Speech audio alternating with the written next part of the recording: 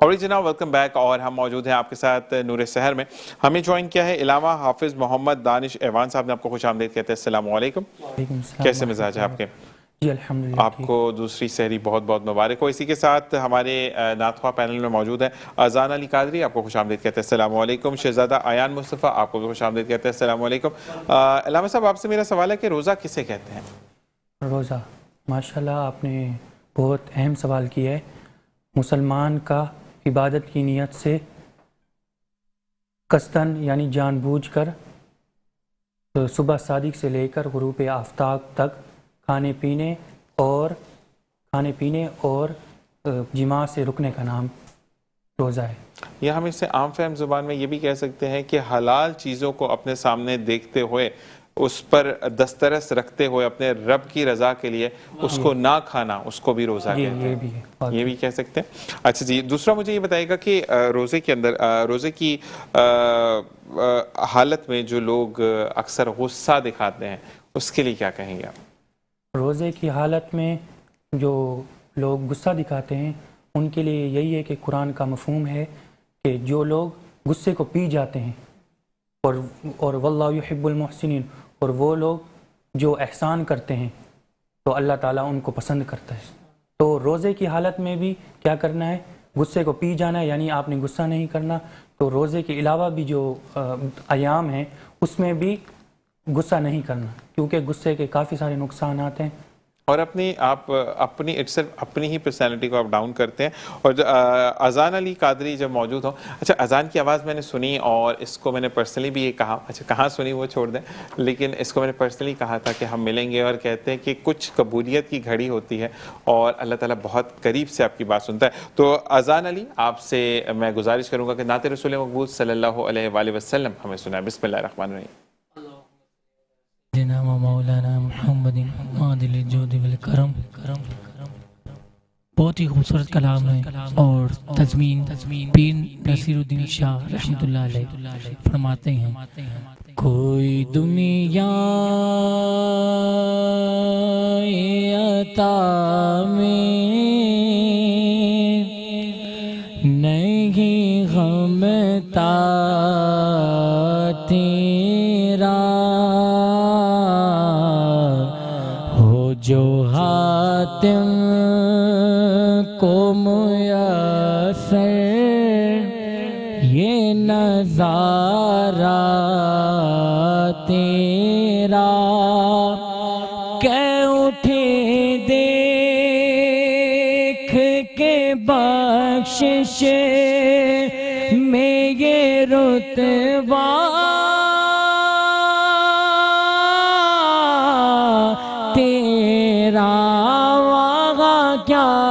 جو دو کرم ہے شاگبت غا تیرا، نہیں سنتا ہی نہیں مانگنے والا تیرا، نہیں سنتا ہی نہیں مانگنے والا تیرا، کچھ بشر ہونے کے ناطے تجھے خود سا جانے، اور کچھ محض پیامی خدا کا جانے، ان کی اوقات کی کیا ہے کہ یہ اتنا جانے، آقا فرش والے تیری شوکت کاؤلوں کیا جانے، خسروا عیش پہ اڑتا ہے پھریرا تیرا، خسروا عرش پہ اڑتا ہے پھریرا تیرا.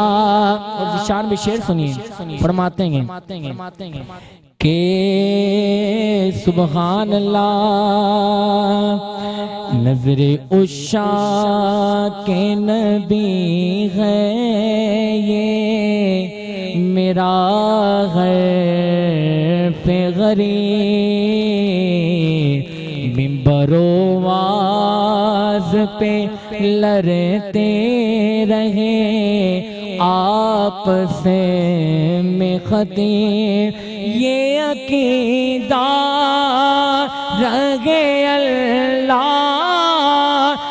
کرے مجھے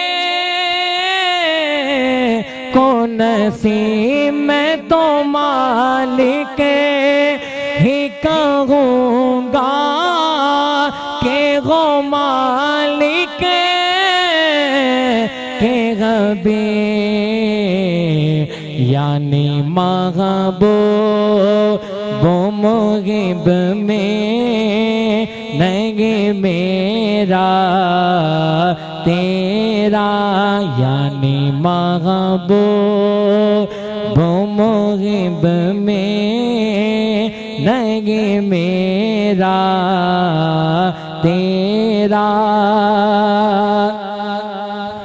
مجھ سے ناچیز پہ ہے تیری عنایت کتنی تو نے ہر کام پہ کی میری حمایت کتنی کیا بتاؤں تیری رحمت میں وسعت کتنی ایک میں کیا میرے سیاہ کی حقیقت کتنی مجھ سے 100 لاکھ کو کافی ہے اشارہ تیرا مجھ سے 100 لاکھ کو کافی ہے اشارہ تیرا. تیرے ٹکڑوں پہ پلے گئے تیرے ٹکڑوں آقا تیرے ٹکڑوں آقا تیرے ٹکڑوں آقا تیرے ٹکڑوں تیرے ٹکڑوں پہ پلے غیر کی ٹھوکر پہ نہ ڈال جھرکیاں کھا ایک آغا چھوڑ کے صدقہ تیرا جھرکیاں کھا ایک آغا چھوڑ کے صدقہ تیرا. تجھ سے ہر چند وہ ہے قدروں فضائل میں رفیع کرن سیراج مگر فکر رضا کی توصیف پاس ہے اسے کہ شفاعت کا وسیلہ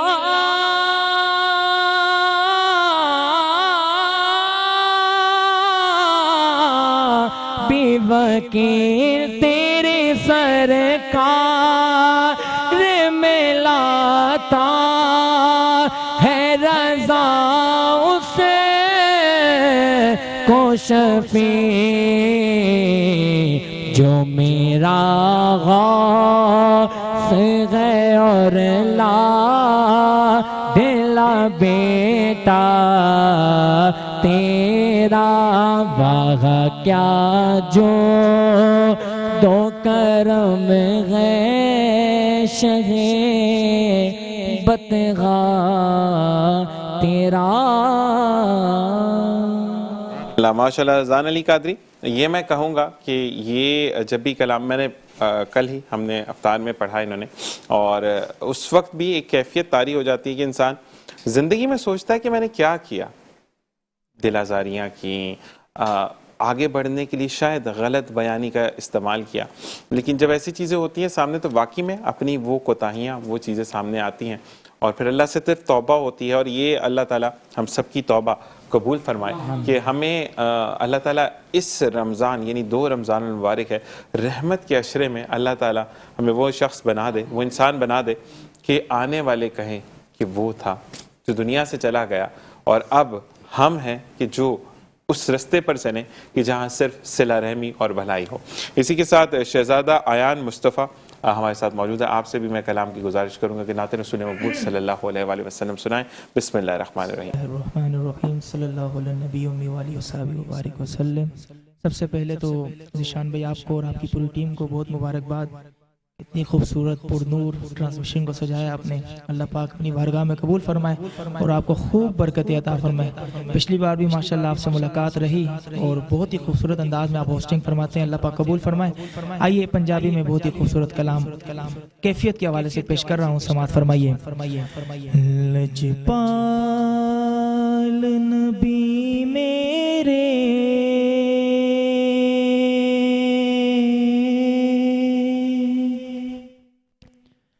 لجپال نبی میرے درداں دی دوا دینا. لجپال نبی میرے درداں دی دوا دینا. لجپال نبی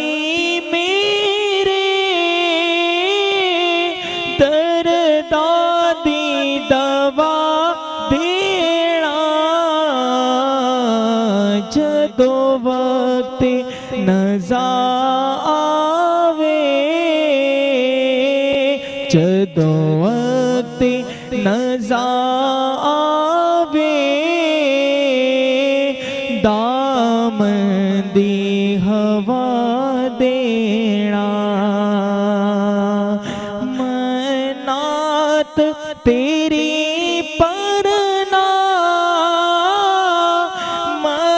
ذکر تیرا کرنا آقا. میں نعت تیری پڑھنا, میں ذکر تیرا کرنا. اس ذکر دی برکت نال میری قبر وسا دینا. میں قبر اندھیری میں گھبراؤں گا جب تنہا. آقا امداد میری کرنے آ جانا. رسول روشن میری تربت کو للہ ذرا کرنا. لجپال نبی میرے درداں دی دوا دینا. جدو وقت نزا آوے, دامن دی ہوا دینا. سبحان اللہ. اور یہ ہم علامہ صاحب کی طرف آتے ہیں کہ جو روزے کو فرض نہ سمجھے, لوگ آج کل کہتے ہیں کہ عام فہم زبان میں کہ بہت عمر پڑی ہے روزہ رکھ لیں گے، اس سال چھوڑ دیا. یہ کچھ لوگ ہوتے ہیں کہ صبح مجھے کام کرنا ہے، 2 جگہ جانا ہے، تو آج کا روزہ نہیں رکھیں گے، جس کا تو کفارہ پوری زندگی ادا نہیں ہو سکتا ہے، پوری زندگی کے بھی روزے رکھتے ہیں. تو ایسے لوگوں کے لیے کیا احکامات ہیں؟ ماشاءاللہ آپ نے بہت ہی اہم سوال کی طرف ہمیں یعنی سوال آپ نے کیا ہے. اس کا جواب یہ ہے کہ جو شخص فرض روزے کو فرض نہ جانے تو وہ کافر ہے، کیونکہ قرآن کی ایک آیت بھی اگر کسی نے کسی ایک بھی آیت کا انکار جو کرتا ہے وہ کافر ہو جاتا ہے. تو اس لیے جو بھی شخص ہے اگر وہ فرض روزے کو فرض نہیں سمجھتا تو پھر وہ اور فرض روزے کو فرض نہیں سمجھتا تو وہ کافر ہے. لیکن جو شخص فرض سمجھتا ہے یا کسی مجبوری کی وجہ سے اگر وہ تندرست نہیں ہے یعنی وہ روزہ نہیں رکھ سکتا، اگر وہ روزہ رکھتا ہے تو اس کا یہ خدشہ ہے کہ وہ انتقال اس کا ہو جائے گا، تو پھر اس کے لیے یہ ضروری ہے کہ وہ روزہ نہ رکھے. لیکن پھر بھی اس کو یہ ایمان لانا پڑے گا کہ روزہ فرض ہی ہے لیکن مجبوری کی وجہ سے میں نہیں رکھ سکا. یہ سبحان اللہ، سبحان اللہ. اور اسی کے ساتھ یہ بھی کہتے ہیں کہ روزہ آپ صرف اس عذر میں چھوڑ سکتے ہیں کہ جس میں آپ کو یہ کہہ دیا جائے، بتلا دیا جائے کہ اگر آپ روزہ رکھیں گے تو آپ کی جان کو خطرہ ہے. آپ اس عوض کے طبیعت خراب ہے یا موسم گرم ہے یا کہیں مشقت کے کام سے جانا ہے تو مشقت سکھاتا ہی روزہ ہے کہ آپ نے زندگی میں جیسے بھی حالات ہوں آپ نے روزے اگر فرض کریں ایک جنگ کا سما آ جاتا ہے، جہاد کا سما آ جاتا ہے، تو اس پر اگر آپ کو کھانا اویلیبل نہیں ہے، میسر نہیں ہے کچھ کھانے کے لیے، تو آپ تب بھی اللہ کے راستے میں آگے بڑھتے ہیں. اسی کے ساتھ ایک وقفہ. السلام علیکم ورحمۃ اللہ.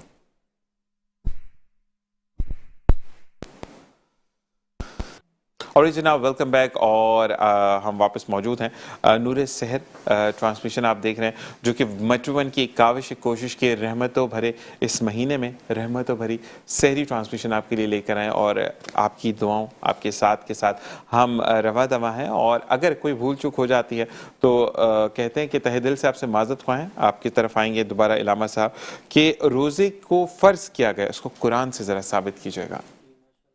اہم سوال کی ہے. روزے کا جو فرض کیا گیا ہے وہ قرآن پاک میں ہے. اعوذ باللہ من الشیطان الرجیم، بسم اللہ الرحمن الرحیم.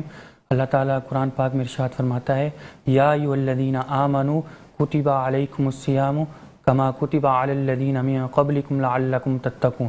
اے وہ لوگوں جو ایمان لائے ہو، تم پر روزہ فرض کیا گیا ہے جیسا کہ تم سے پہلے لوگوں پر فرض کیا گیا تھا تاکہ تم پرہیزگار ہو جاؤ. سبحان اب جب تاکہ تم پرہیزگار ہو جاؤ، فرض اس لیے کیا گیا یعنی آپ روزہ رکھیں گے تو پھر کیا ہوگا اس سے کہ آپ تقوی کی طرف جائیں گے. سبحان اللہ. اور تم سے پہلے بھی لوگوں پر فرض کیا تھا تاکہ وہ بھی ان لوگوں کے لیے بھی اس لیے فرض کیا تھا کہ وہ لوگ بھی تقوی کی طرف جائیں.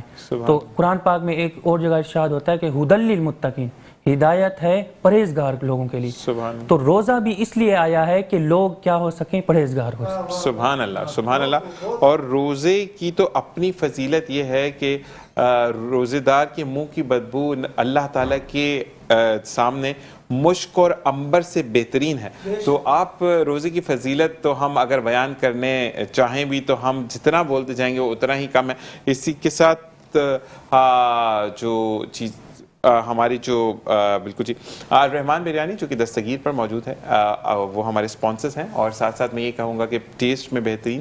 اور ساتھ ساتھ اگر آپ چاہتے ہیں کہ آپ اپنی سحری یا افطاری میں کوئی آپ انعقاد کرنا چاہتے ہیں کسی محفل کا، یعنی آپ سحری ہوسٹ کرنا چاہتے ہیں افطاری، تو الرحمان بریانی آپ کے ساتھ ہے. ٹیسٹ اور معیار میں نمبر 1. اور ساتھ ساتھ ہمارے سپانسرز میں شامل ہیں. اسی کے ساتھ ساتھ اب ہم دوبارہ اذان علی قادری کی طرف جائیں گے اور ان سے میں ریکویسٹ کروں گا کہ نعت رسول مقبول صلی اللہ علیہ وآلہ وسلم ہمیں سنائیں. بسم اللہ الرحمن الرحیم.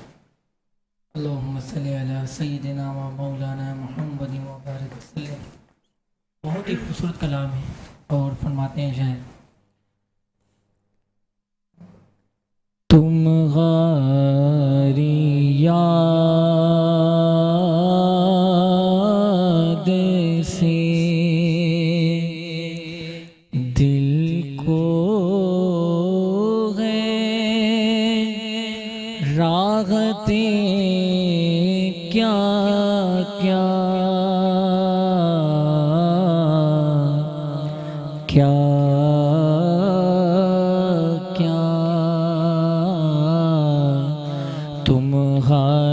ذکر نے ٹالی ہیں مشکلیں کیا کیا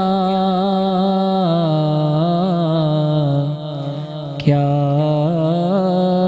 کیا تمہارے ذکر نے آقا ٹالی ہیں مشکلیں کیا کیا کیا کیا نظر خیال سے پہلے مدینے جا پہنچی نظر خیال سے پہلے مدینے جا پہنچی دل و نگاہ میں دیکھیں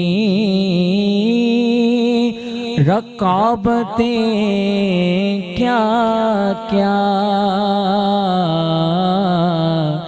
کیا کیا اور شعر دیکھیے شاعر یہ شعر کو یوں کھینچتا ہے شب معراج کا واقعہ فرماتے ہیں بس ایک رات کا مہمان انہیں بنانے کو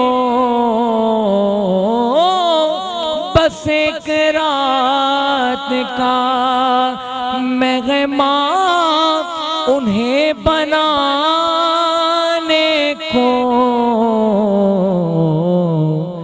زمین سے عرش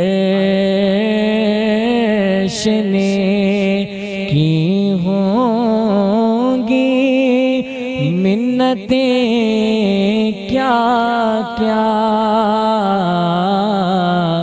کیا کیا اور تمہارے نام کا تھا پاک لگا ہوا پاک تمہارے نام کا تھا پاک لگا ہوا پاک لگا رہے ہیں میری لوگ قیمتیں کیا کیا کیا کیا لگا رہے ہیں میری لوگ قیمتیں کیا کیا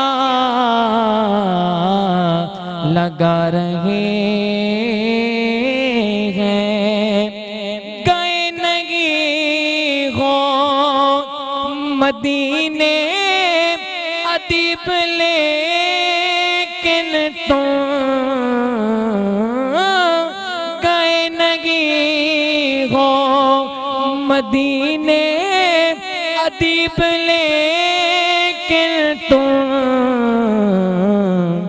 سنا رہے ہو وہاں کی حکایتیں کیا کیا سنا رہے ہو وہاں کی حکایتیں کیا کیا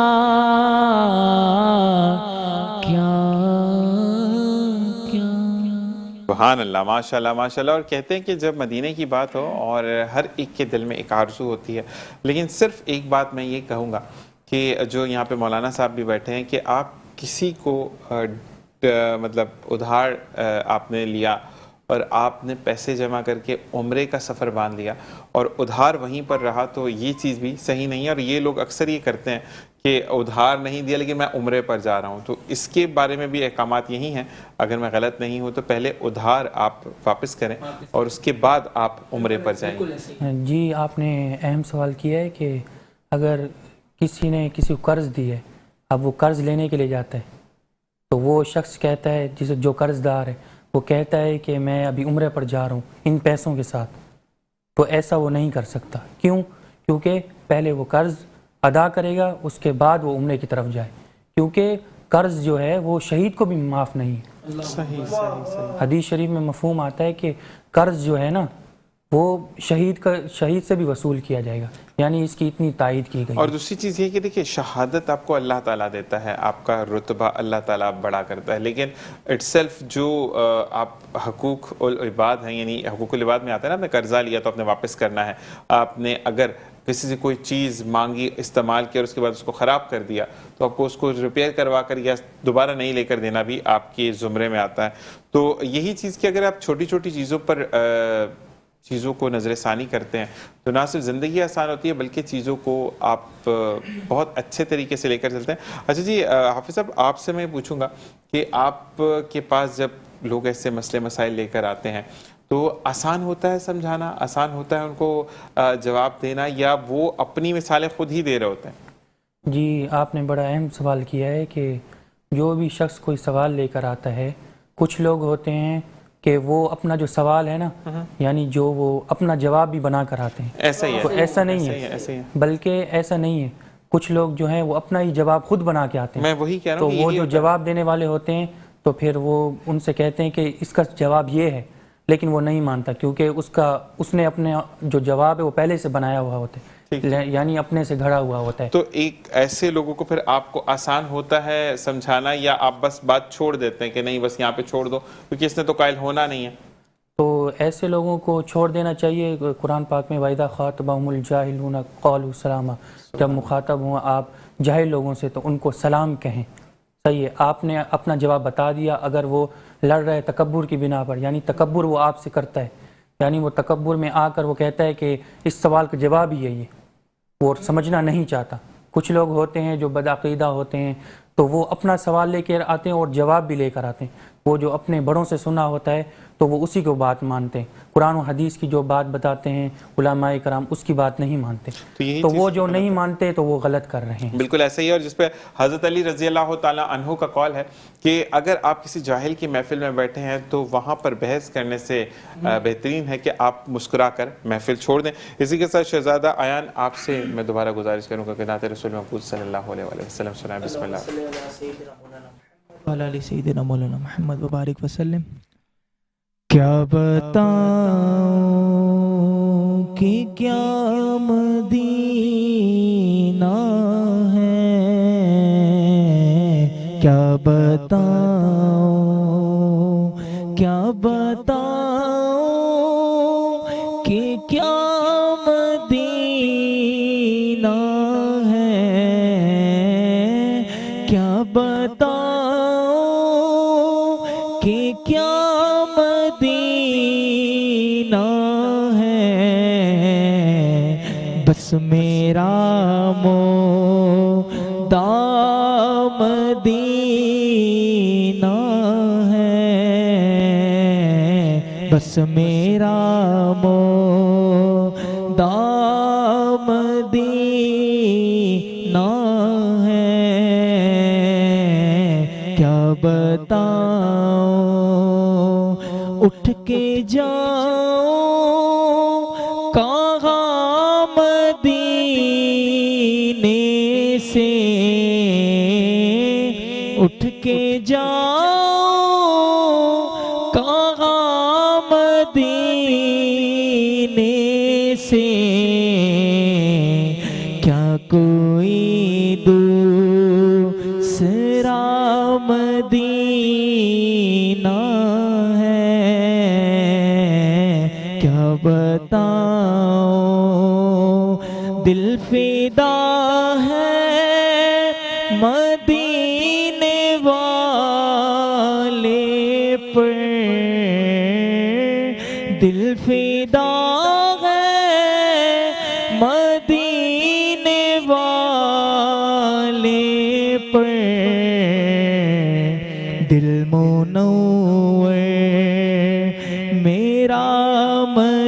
مدینہ ہے کیا بتاؤں. اور واقعی میں کہ جب بھی آپ سفر کر آتے ہیں مدینے کا اور آپ سے کوئی پوچھتا ہے کہ کیا محسوس ہوا, کیا آپ کو وہاں پر جا کر فیلنگ آئی, تو وہیں پر یہی آنسر آتا ہے کہ میں کیا بتاؤں کہ کیا ہے مدینہ, کہ روح کو تسکین ملتی ہے, آنکھوں کو ٹھنڈک ملتی ہے, اور پھر جذبہ یہ ہوتا ہے کہ اللہ تعالیٰ یہیں پر زندگی کا خاتمہ کر دے, اور یا اللہ تعالیٰ نصیب میں دوبارہ وہاں آنا جانا لکھے. اسی کے ساتھ ایک وقفہ. السلام علیکم ورحمۃ اللہ. اور جناب ویلکم بیک. اور جو سیگمنٹ ہے ہمارا حکیم ساجد کے ساتھ.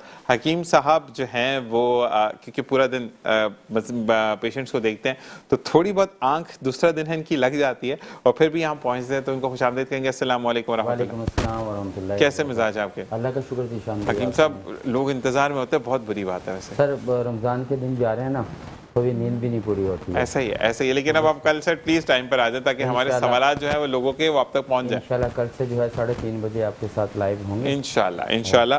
اچھا جی, آج کا سوال ہم چھوڑتے ہیں حکیم صاحب پر اور وہ پھر جواب دیں گے. بیماری ہوتی کیا ہے؟ بیماری ذیشان بھائی یہ ہوتی ہے کہ اللہ تبارک و تعالیٰ نے انسان کے اندر جو ہے نا, اصل میں جب ہمیں طب پڑھائی جاتی ہے نا, اس میں ہم بیسکلی کچھ ایسے باڈی کے متعلق چیزیں پڑھتے ہیں جس کو ہم فزیالوجی بولتے ہیں.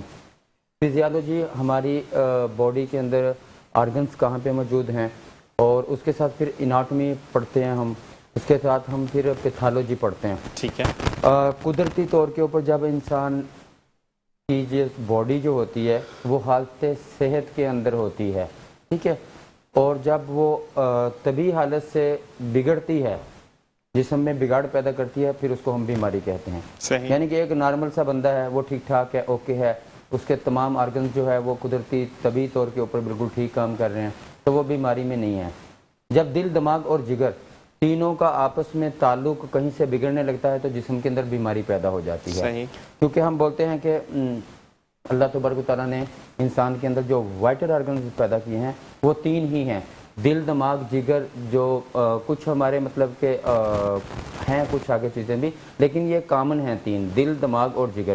دماغ اگر بلغم کھاتا ہے اور ہمیں ہمارے معدے کو جو ہے وہ تریاں دیتا ہے. جگر جو ہے جیسے چکنائیاں لیتا ہے, کھاتا ہے, اور پھر یہ صفرا پیدا کرتا ہے جو بائل ہم اس کو بولتے ہیں, اور جو یہ پتے کے اندر جو ہے آتا ہے اور چکنائیوں کو کنٹرول کرواتا ہے. اسی طرح ہمارا جو دل ہے وہ معدے کو خشکیاں فراہم کرتا ہے. اسی طرح ہماری 4 جیسے اخلاط ہوتی ہیں طب یونانی کے اندر. بلغم تو سب کو ہی پتہ ہے کہ دماغ بلغم کھائے گا اور پھر معدے کو جو ہے وہ تریاں دے گا, پانی دے گا. تو لہٰذا جب ان تینوں کا تناسب بالکل اوکے ہوتا ہے تو تب تک ہم حالت صحت کے اندر ہوتے ہیں. جب ان تینوں میں بگاڑ پیدا ہوتا ہے تو کہیں ہمارا ہم بولتے ہیں جی معدہ خراب ہو گیا. معدہ خراب ہونے کے پیچھے بھی ان تینوں میں سے کسی ایک میں تحریک, کسی ایک میں تسکین اور کسی ایک میں تحلیل ہو سکتی ہے. اگر جگر میں تحریک ہے, دماغ کے اندر تسکین ہوگی, پٹھوں کے اندر, دل کے اندر تحلیل ہو جائے گی. اس کے بگاڑ کا نام کیا ہے؟ حالت صحت سے نکل جانا اور بیماری میں چلے جانا. پھر پیتھالوجی پہ بات آتی ہے, اس کے بعد پھر ہمارا طب قانون ہوتا ہے, اور پھر جا کے ہم مطب کے اندر بیٹھتے ہیں. تو ہمارے بیماریوں کے متعلق جب بات ہو رہی ہے تو ذیشان بھائی میں بتاتا چلوں, جیسے میرا کمرشل بھی آپ کے پاس ابھی ماشاءاللہ آج سے پھر چل گیا ہے, تو اس کے اندر ہم دیکھیں نا شوگر کا بتا رہے ہوتے ہیں, شوگر کے ساتھ دل کا بتا رہے ہوتے ہیں, جوڑوں کے دردوں کا بتا رہے ہوتے ہیں, پتے کی پتھری کا بتا رہے ہوتے ہیں, گردے کی پتھری کا بتا رہے ہوتے ہیں, ہیپاٹائٹس A, B, C کا بتا رہے ہوتے ہیں. تو ہمارا جو پہلا ٹاپک آپ کے پاس چل رہا ہے وہ شوگر ہے. الحمدللہ اللہ کے فضل و کرم سے ذیشان بھائی آپ نے اور جگہ کے اوپر بھی آپ اور ٹی وی کے اوپر بھی رہے ہیں, آپ نے دیکھا ہوگا میرا سب سے زیادہ عنوان جو ہوتا ہے کسی بھی ٹاپک کے ساتھ ساتھ شوگر کو میں ضرور مد نظر رکھتا ہوں. الحمدللہ شوگر کا ہم, کیونکہ سب سے پہلے میں آپ کو ایک بات بتاتا چلوں کہ اللہ تبارک و تعالیٰ نے دنیا کے اندر کوئی ایسا مرض نہیں اتارا جس کا علاج نہیں اتارا. اس چیز کو مد نظر رکھتے ہوئے ہم نے کوشش کی اور محنت کی. محنت کرنے کے بعد ہم نے الحمدللہ یہ بات کو ثابت کر کے دکھایا کہ اللہ جب ہم دوائی دیتے ہیں اللہ ہی شفا دیتا ہے. اور شوگر کے مریض جو ہیں الحمدللہ ہمارے سینکڑوں ہزاروں کے حساب سے تندرست ہو چکے ہیں. وہ ایسے نہیں ہیں ذیشان بھائی کہ ہوا کے اندر تندرست ہو چکے ہیں. ہم اپنے پیشنٹ کی تمام رپورٹس کرواتے ہیں, علاج ہم خود کرتے ہیں پیشنٹس کا, شفا اللہ تبارک و تعالیٰ کی ذات دیتی ہے. ہم یہ بولتے ہیں کہ آپ باڈی کو سمجھیں, باڈی میں بگاڑ کہاں سے پیدا ہوا ہے. ہم شوگر کے اندر جب علاج کر رہے ہوتے ہیں تو شوگر کی ٹائپس ہیں. اگر ہم ایلوپیتھک کے اندر دیکھیں, ڈاکٹر حضرات مجھے سن رہے ہوں تو وہ ٹائپ 1 اور ٹائپ 2 کا نام لیتے ہیں کہ جی آپ کو کون سی شوگر ہے, ٹائپ 1 ہے یا ٹائپ 2 ہے. اسی طرح اگر ہم طب یونانی کے اندر بات کرتے ہیں تو وہاں پہ ہمیں 2 شوگر کا نام ملتا ہے, سادہ شوگر اور شکری شوگر. اگر ہم طب جدید کی بات کرتے ہیں, فارماکوپیا کی بات کرتے ہیں, اس میں ہم 3 طرح کے سیٹ اپ میں شوگر کے آتے ہیں. اس میں ایک ہوتا ہے جی آپ کو جگر کی وجہ سے ہونے والی شوگر, گدی شوگر, قلبی شوگر, گردوں پہ سوزش, ٹھیک ہے جی. میدی شوگر, دل کی وجہ سے ہونے والی شوگر, میدے میں بگاڑ, خشکیاں, ٹھیک ہے جی, عضلاتی شوگر بولتے ہیں. اسی طرح اصلی شوگر, حقیقی شوگر, ایکچوئل شوگر جس کو ہم شوگر بولتے ہیں, اعصابی شوگر, ٹھیک ہے. ان تینوں کی میں نے آپ کے پاس ڈیفینیشن کی تھی کہ اعصابی شوگر اصلی شوگر ہوتی ہے. اس کے اندر جسم جو ہے بندے کا جو ہے وہ پیلے رنگ کا ہوتا ہے, رنگ اس کا پیلا ہوتا ہے, جسم نرم نرم ہوتا ہے, اس کو پیشاب کی مقدار بہت زیادہ بڑھ جاتی ہے, بار بار پیاس کی شدت ہوتی ہے, چھوٹا پیشاب آتا ہے, جسم ڈھیلا ہو جاتا ہے, وزن گرنا شروع ہو جاتا ہے, ٹھیک ہے. اسی طرح جو اس کا پیشاب کا جو کلر ہوتا ہے ذیشان بھائی, اس کے اندر جیسے گنے کا رس ہوتا ہے, اس کے اندر پروٹین, البومین انسان کی باڈی کے اندر سو جائے مطلب کہ پروٹین کا اخراج ہونا شروع ہو جاتا ہے, تو اس کے ساتھ جسم جو ہے وہ روز بروز کمزور کمزور کمزور ہوتا جاتا ہے, ٹھیک ہے. اسی طرح جو ہے باڈی کے اندر وہ سخت نہیں رہتی ہے. پھر کچھ علاج کی سچویشنیں ہوتی ہیں, ایسے پیشنٹ کو ہم جو علاج دیتے ہیں وہ ان کی بیماری کو مد نظر رکھتے ہوئے دیتے ہیں. اسی طرح ایک شوگر ایسی ہوتی ہے جس کے اندر بندے کو پیشاب بالکل نہیں آتا, لیکن جب ہم اس کی شوگر چیک کر رہے ہوتے ہیں تو وہ آسمانوں سے باتیں کر رہی ہوتی ہے. پل میں تولا پل میں ماشا والی بات ہوتی ہے, دیکھیں تو شوگر ہائی, دیکھیں تو شوگر یکدم لو ہو جاتی ہے. ایسے پیشنٹ کو ہم گدی شوگر کا نام دیتے ہیں. اس میں پیشاب کا کلر بالکل ہلدی کی طرح ہوتا ہے, زردی کی طرح ہوتا ہے, ٹھیک ہے, جیسے انڈے کی زردی ہوتی ہے اس طرح کا ہوتا ہے. اس کے اندر پیشاب تھوڑا جل کے آتا ہے, بندے کا جو رنگ ہے اس کے اندر تقریباً سرخی مائل ہوتا ہے, ٹھیک ہے. ایسے جیسے کوئی بندہ نیند جس کو بہت زیادہ آ رہی ہو, یا آج سے بندہ کسی نشے میں ہوتا ہے, گنودگی کے سیٹ میں, اس طرح آنکھوں کا کلر بھی اس کا ہوتا ہے, اور جسم اس کا گرم رہتا ہے. لیکن اس کی نسبت جو ایسا پیشنٹ ہوتا ہے جس کو اعصابی شوگر ہوتی ہے, بلغمی شوگر ہوتی ہے, اس کا جسم ٹھنڈا رہتا ہے, اعضاء ٹھنڈے رہتے ہیں. اچھا, ابھی ہم آتے ہیں پھر ایسا پیشنٹ جس کو عضلاتی شوگر ہوتی ہے. اس کا کیونکہ پٹھوں کے اندر بگاڑ پیدا ہوتا ہے, اس کا جو پیشاب ہے وہ ایسے آ رہا ہوتا ہے جیسے اورنج کلر کا, سرخی مائل, خون کی طرح, بہت ہی قلیل مقدار میں. یعنی کہ اگر اصلی شوگر والے کا پیشاب بہت زیادہ آتا ہے, اسی طرح وہ دماغ سے ہوتی ہے. جگر سے ہونے والی جو شوگر ہوتی ہے اس کو ہم قلبی شوگر بھی بولتے ہیں. اس کے اندر گردوں میں سوزش ہوتی ہے اور پیشاب کا کلر بالکل پیلا آ رہا ہوتا ہے. اسی طرح جو عضلاتی شوگر ہوتی ہے, عضلات کے پیچھے دل ہے, گدد کے پیچھے جگر ہے, اور ہمارے آرڈر اور ڈس آرڈر کے پیچھے جو ہے دماغ ہے. جیسے میں ان 3 چیزوں کا بار بار نام لے رہا ہوں, اللہ تبارک و تعالیٰ نے باڈی کے اندر ان تینوں چیزوں کے 2 کام رکھے ہیں. مثال کے طور کے اوپر جگر کے 2 کام ہیں, اینڈوکرائن اور ایکزوکرائن. ضروری ہارمون پرووائڈ کرنا, جیسے ہمارے تھائرائڈ گلینڈ ہیں, ٹھیک ہے, جیسے ہمارے ہارمونز ہیں, T3 ہے, T4 ہے, TSH ہے, ٹیسٹوسٹیرون ہے, FSH, LH ہے. اسی طرح جو باڈی کے اندر وہ خود سے جو ہے نا پروڈیوس کرتے ہیں ہارمونز کو. اس کے ساتھ اس کا دوسرا پارٹس جگر کا ہوتا ہے اینڈوکرائن کے ساتھ ایکزوکرائن ہوتا ہے, جس کو ہم گدد ناقلہ بولتے ہیں اردو زبان کے اندر. نالی دار گدود, آنکھوں سے آنسو آنا, ماں کا دودھ پلانا, پسینہ آنا, ٹھیک ہے, ہمارے منہ میں تھوک بننا, یہ نالی دار گدود ہیں سارے. سیلوا گلینڈ جس کو ہم بولتے ہیں. اسی طرح جو ہے پیشاب کا آنا نالی دار گدود ہیں. گندے مادوں کا اخراج جہاں سے بھی ہو, یا نالی دار گدود جہاں سے پہنچے ہیں, جیسے ماں کا دودھ پلانا ایک غلیظ مادوں میں نہیں آتا, لیکن وہ اس کے اوپر جو پیچھے بیک گراؤنڈ پہ کام کر رہا ہوتا ہے, جگر کا ایک حصہ کام کر رہا ہوتا ہے, جس کو ہم بولتے ہیں اینڈوکرائن, ایکسوکرائن معذرت کے ساتھ. اب پھر ہم چلتے ہیں جی دماغ کی طرف. دماغ کے 2 کام ہیں, آرڈر اور ڈس آرڈر. حکم رسانی کرنا اور پیغام رسانی کرنا. حکم رسانی یہ کہ میں نے کسی چیز کو ہاتھ لگایا, مجھے پتہ چلا گرم ہے, پھر پیچھے سے آرڈر آئے گا اس کو اٹھا لو, نقصان دہ, ہاتھ جل جائے گا, یعنی کہ آرڈر اور ڈس آرڈر. ذیشان بھائی ابھی ہم چلتے ہیں دل کی طرف. دل کے بھی 2 کام ہیں, ارادی اور غیر ارادی. میرا ہاتھ ہل رہا ہے, میں اپنے ہاتھ کے اشاروں سے بات کر رہا ہوں, ارادی مسلس, اس کے پیچھے بیک گراؤنڈ کے اوپر ٹوٹل مسلس واسکولر سسٹم ہے ٹوٹل. اس کے اندر ارادی مسل وہ جن کا ہمیں جتنے بھی اسکیلیٹل مسلس کہہ لیں ہم, جو ہمارے بڑے ہڈیوں کے ساتھ پٹھوں کے ساتھ جڑے ہوئے جتنے بھی مسلس ہیں, اس کو ہم ارادی مسل بولتے ہیں. ہم اپنے ارادے کے ساتھ قدم اٹھا سکتے ہیں, پیچھے کر سکتے ہیں, ہاتھ کو اوپر اٹھا سکتے ہیں. غیر ارادی مسلس, جب ہم کھانا پینا کھاتے ہیں ہماری باڈی کے اندر جیسے ایک ہمارا گردہ ہے, اس کے اندر جیسے ہمارا ایک پتا ہے, جیسے ہمارا جو ہے لبلب ہے, لبلبے کے اندر بھی جو غیر ارادی مسلس جو ہمارا جس کے اوپر ہمارا کوئی بس نہیں چلتا ہے, ہم سو جاتے ہیں, ٹھیک ہے, ہمارا سانس خود چلتا ہے, کھانا خود ہضم ہوتا ہے, اس کو ہم بولتے ہیں جی غیر ارادی مسل. جی اسی طرح ان تینوں کا آپس میں دو اللہ تعالیٰ نے پارٹ بنائے ہیں, اور دل, دماغ اور جگر کے, ان تینوں کا آپس میں کمبینیشن ہے. ہم اس کو کیمیاوی تحریک اور ہم اس کو جو ہے مشینی تحریک بولتے ہیں. ایک وہ تحریک جو اللہ تبارک و تعالیٰ کی طرف سے ہمارا ایک یونیورسل ٹروتھ جیسے ہوتا ہے, اور ایک کیمیاوی تحریک ہوتی ہے, ایک مشینی تحریک. یہ خیر میں اپنی بات کو ذرا آسان لفظوں میں آگے کرتا ہوا چلوں. ان تینوں کے بگاڑ کے بعد ہی بیماریاں پیدا ہوتی ہیں, صحیح, ٹھیک ہے. جب ان تینوں کا آپس میں تعلق نہیں رہے تو پھر میں آپ کو بتاتا چلوں کہ جب ہم اعصابی شوگر کے کسی پیشنٹ کا علاج کر رہے ہوتے ہیں, ہم اس کی خلط کو, بلغم کو مد نظر رکھتے ہوئے ہیں کہ اس پیشنٹ کے اندر پانی کی مقدار زیادہ ہے, بلغم کی مقدار زیادہ ہے.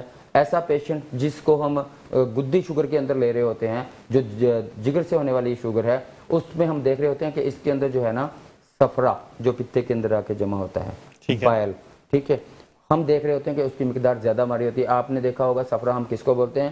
آپ جب کسی پیلیے کے پیشنٹ کو دیکھتے ہیں یا آپ کو بخار ہوتا ہے, ایک کڑوی اور ایک الٹی آتی ہے, اس میں ایک پیلے کلر کا ایک مادہ نکلتا ہے جس کو ہم صفرا بولتے ہیں, منہ کڑوا ہو جاتا ہے. اور آپ نے پیلیے کے پیشنٹ دیکھے ہوتے ہیں جن کا جو ہے LFT اگر ہم کرائیں, لیور فنکشن ٹیسٹ جب ڈسٹرب ہم کرواتے ہیں, اس کے اندر ہمارے جو ہے بلیروبن جو ہے وہ ڈسٹرب ہو رہے ہوتے ہیں, ESR بعض جگہ پہ بڑا ہوتا ہے, ALT بڑھ جاتا ہے, یعنی کہ جگر کے اوپر چربیاں آنا شروع ہو جاتی ہیں. تو یہ جو ہمارا شوگر کا ایک معاملات ہیں, اس کو ہم گدی شوگر کے اوپر لیتے ہیں. ٹھیک ہے, ٹھیک ہے حکیم صاحب, یہاں پر ہمیں بریک کا کہا جا رہا ہے, بریک سے واپس آتے ہیں, مزید بات کرتے ہیں. دیکھتے رہیے نور سحر. السلام علیکم ورحمۃ اللہ.